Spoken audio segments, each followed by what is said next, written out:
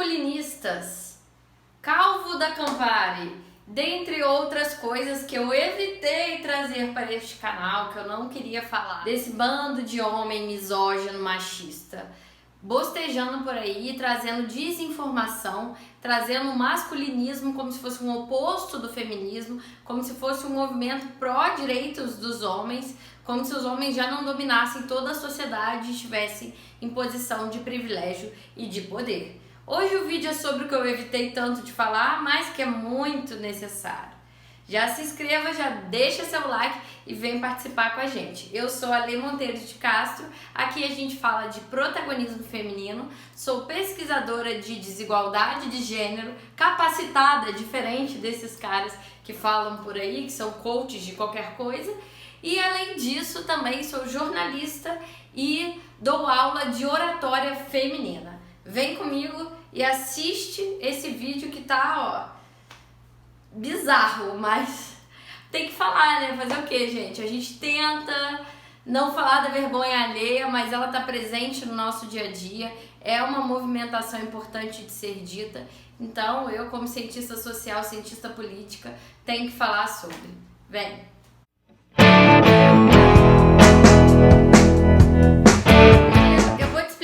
O que significa isso tudo? Pra você que tá por fora, o que é esse tal de Red Pill? O que significa esse troço? Que você não faz a menor ideia. Vou ler um trechinho de um artigo para vocês entenderem a definição da coisa. Foi auto-intitulado um coach de masculinidade, Thiago Schultz. Ele e o seu manual Red Pill viralizaram nas redes sociais durante o mês de fevereiro, tá? Mês de fevereiro, ainda perto do carnaval. E tudo começou com um vídeo em que ele contava a história de um encontro com uma moça que lhe ofereceu uma cerveja, enquanto ele tomava o aperitivo italiano, a bebida, o Campari. Vocês conhecem? E que, segundo o Schultz, seria uma tentativa de moldá-lo. Olha isso. Mona, você é maluca? Com todo respeito. Não, se você vê o vídeo, é com todo respeito mesmo. Mona, você tem algum problema? A história do Calvo do Campari provavelmente não passaria de uma piada. Até Schultz, cujo sobrenome verdadeiro é Schober, não... Eu conheço... nem... Tô até confundida. A atriz Lívia Lagato, que fez uma esquete satirizando a cena.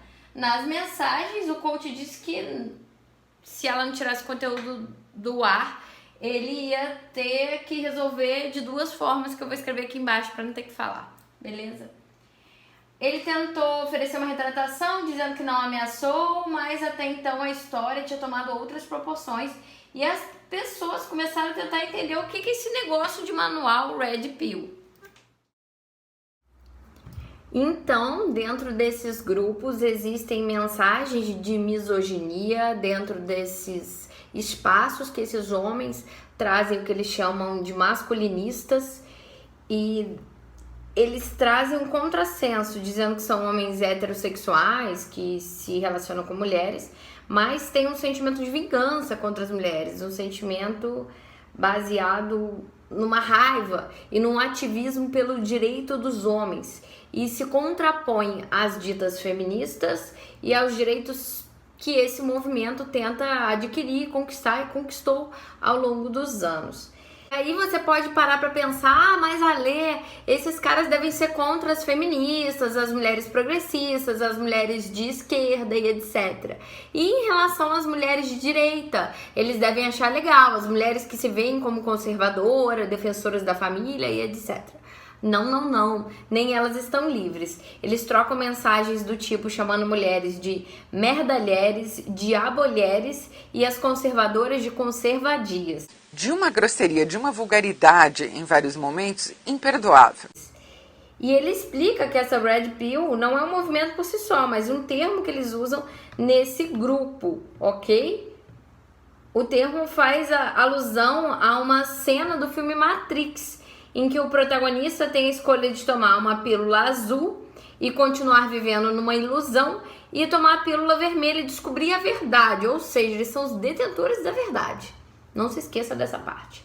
Diversos movimentos de extrema-direita que acreditam em teorias da conspiração usam esses termos como formas de dizer, acordem pra verdade, que aqui a gente traz a verdade, tudo que você viu até agora é mentira. Talvez não funcione com burros. No contexto do masculinismo, o red pilado seria entender que as mulheres modernas têm privilégios, são interesseiras, controladoras e aproveitadoras, assim como essa mulher que ofereceu cerveja pro cara. Logo, para se precaver, os homens devem tratá-las com rigor na escolha de mulheres com que se relacionam, sendo que eles são contra as conservadoras também. Tá difícil, hein? Eles gostam de mulheres. Eles se esforçam para gostar de mulheres. O que o coach diz é ensinar isso que esse coach ensina nos seus cursos, como que você escolhe. E é um tipo de monetização da misoginia mesmo. O mais irônico é que Matrix é uma obra de duas mulheres trans, as irmãs Lana e Lily Vaskovsky. E aí existem outros termos que eu vou explicar para você também. Existe ainda outros grupos. Um deles são os incels. Esses incels eu tô falando aportuguesado, tá, gente? De uma origem de grupos celibatários involuntários americanos. Como assim, Ale? Celibatário involuntário? É de uma imbecilidade atroz. Como assim? Eles se dizem virgem contra a própria vontade deles por não conseguirem atrair o interesse de outras pessoas. E aí eles acham que as mulheres são ruins por não terem interesse neles e eles também sentem raiva de outros homens que conseguem se relacionar. Mas existiram alguns ataques terroristas, alguns problemas, alguns casos aí nos Estados Unidos a partir desses grupos de incels, que são celibatários involuntários, e sempre indo atrás de mulheres. Já não basta o que eu falei no último vídeo sobre 8M, de feminicídio, de homicídio de mulheres também. A gente ainda tem esses grupos de extremo lado conservador, excêntrico, bizarro, que vai para além do ser conservador no sentido político e misóginos, que não tem outra palavra para isso. Agora, se não bastasse todos os casos que eu falei pra vocês, ainda tem o MGTOW. Eu não sei como fala exatamente a sigla, mas vou deixar escrito. É uma outra ramificação desses movimentos ditos masculinistas, ok? E uma sigla para homens seguindo o seu caminho. Eles acreditam que tem que ter uma completa separação entre os mundos femininos e masculinos. Isso porque, na visão deles, o feminismo corrompeu a sociedade de tal forma que as mulheres se tornaram perigosas para os homens. E eles devem se isolar para se autopreservar, para as mulheres não atrapalharem a vida e o caminho deles, a jornada deles. Agora a gente vai para o homem sigma. É muito nome. Que gente doida. Os homens alfa, betas e sigmas, gente, isso parece, assim, um livro muito ruim, um filme muito ruim de vampiro, lobisomens e seres mitológicos bizarros, alfas, betas e sigmas. You're asking me about the weather? Yeah, I guess I am.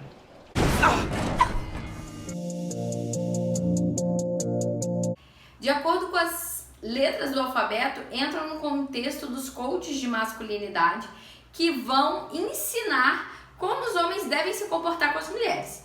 O alfa, naturalmente, é aquele macho dominante, atraente, que chama atenção. Enquanto os betas são homens que se deixam dominar pelas mulheres. Cuidado com as mulheres. Ou simplesmente cooperam em algumas visões. O sigma seria uma alternativa a esses dois.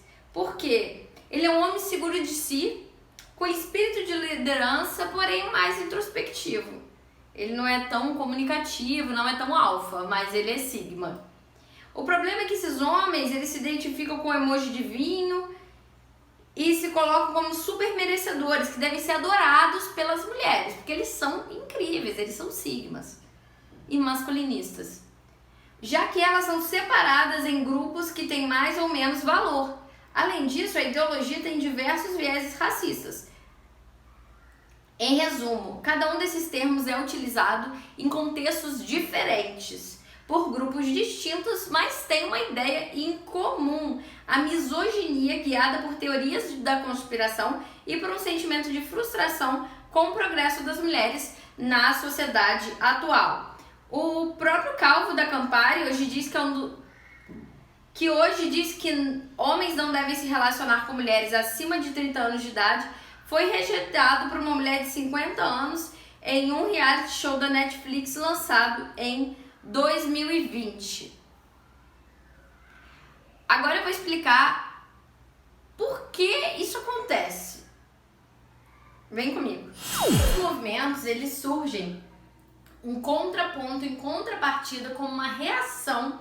Até por isso a gente usa esse termo reacionário pra caramba para outras coisas dentro da política e da ciência política, como uma reação a algumas conquistas do movimento feminista. E eu acho que a mais importante delas, talvez, seja uma questão cultural. Apesar da gente ter um índice de feminicídio ainda muito alto e que aumenta a cada dia que passa, não reduz, apesar da gente ter uma cultura do estupro ainda muito pesada, apesar da gente ter casos como, por exemplo, do jogador Daniel Alves e muitas mães solos e várias questões que devem ser pensadas em relação às mulheres, como elas não estarem em cargos de poder, como elas ganharem ainda 20% a menos que os homens, o movimento feminista teve uma grande conquista ao longo dos anos, que foi: atitudes machistas hoje são mal vistas, assédio hoje é mal visto.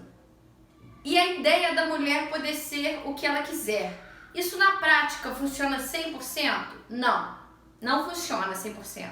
Tanto que eu acabei de explicar aqui, dar exemplos claros, com dados e informações, como isso ainda não funciona de forma 100% completa. Porém, quando a gente para pensar, existe sim um ganho social. A gente vê um programa, por exemplo, um reality show, ou um filme, ou uma série. Quando acontece alguma coisa, um livro, quando acontece alguma coisa relacionada à mulher, que ela está numa posição de subalternidade, de violência ou de problemas em relação a abuso psicológico, diminuição do seu papel nas empresas, o Oscar que está para acontecer agora novamente, teve um movimento de Me Too, não sei se vocês lembram, alguns anos atrás. Então toda essa mobilização contrária a essa ideia de machismo, de atitudes grosseiras por parte dos homens, tem sido muito forte, muito forte. Por isso, é natural de uma sociedade democrática, porém de origem patriarcal e machista, que os homens tenham uma reação desse tipo. É uma reação que a gente olha e fala: gente, não é possível. Numa sociedade também que recentemente a gente teve eleições e outros fatos que mostraram como a fake news ainda está em alta. Então, enquanto as pessoas acreditarem em mentiras e quiserem uma red pill para ver a verdade, a gente ainda vai ter a disseminação desses grupos. E o que assusta também, por um lado, que é importante salientar, é que não necessariamente são pessoas muito mais velhas, que vieram de outras gerações, que não entendem ou que foram educadas de outras maneiras. São pessoas jovens, com ideias realmente reacionárias e que olham para uma mulher livre, uma mulher empoderada, uma mulher que faz o que ela quiser, uma mulher que, se quiser ter filho sozinha, ela vai. Não porque o marido abandonou, o namorado largou, mas porque ela quer. Uma mulher que é dona de si, que ela não precisa da maternidade como confirmação de que ela é uma boa mulher, ela pode escolher ou não ser mãe, em alguns dos casos, e ela deve dizer o que ela quer em relação ao corpo dela. Uma mulher que busca prazer sexual feminino, uma mulher que quer estar em patamares maiores ou iguais aos dos homens no mercado de trabalho. Ela é uma mulher que ameaça esse tipo de masculinidade frágil e tóxica que tem na misoginia. Essa mulher, ela tá ali ameaçando essas pessoas. E isso a gente já vê há muito tempo. Eu vejo na minha trajetória, agora eu tô solteira novamente, mas um tempo atrás, há um bom tempo atrás, quando eu ainda estava estudando, se eu falasse: sou jornalista e faço 2 faculdades, faço ciência política, eu faço mestrado, eu faço isso, a pessoa já assusta, já fica... Tem homens e até mulheres que defendem a ideia de mulheres não estudarem a mais que os homens, que as mulheres estão se contrapondo aos homens, sendo maiores que os homens, não deixando eles serem homens dentro de casa quando eles lavam um copo. Então, existem essas ideias e até mesmo reproduzidas por algumas mulheres de uma ideia aí conservadora, que abraçam essa ideia, abraçam essa cultura, essa doideira de lugar de mulher, lugar de homem, o que cada um deve fazer, o que nunca pode ser contraposto, de subalternidade, de eu quero ser submissa. Então é muito importante que a gente olhe para isso, tenha essa visão crítica e entenda, ao mesmo tempo que isso é horrível, e tem grupos tendo ações violentas, inclusive, e é ridículo também, existe um outro lado, é uma reação. Se existe uma reação à liberdade feminina, é sinal de que a gente está conquistando muito, porque está incomodando. Por isso, se você já gostou desse vídeo, já se inscreva, dê um abraço aqui na liberdade feminina, no protagonismo feminino, apoie o canal como? Se inscrevendo, mandando para amigas, curtindo e colocando a hashtag aqui embaixo, misoginia não, nos comentários, para esse vídeo ir para cada vez um número maior de mulheres e de homens também, para que todo mundo possa refletir sobre essa situação que está acontecendo, que é algo que está aí no social, está aí no nosso dia a dia, ok? Beijo!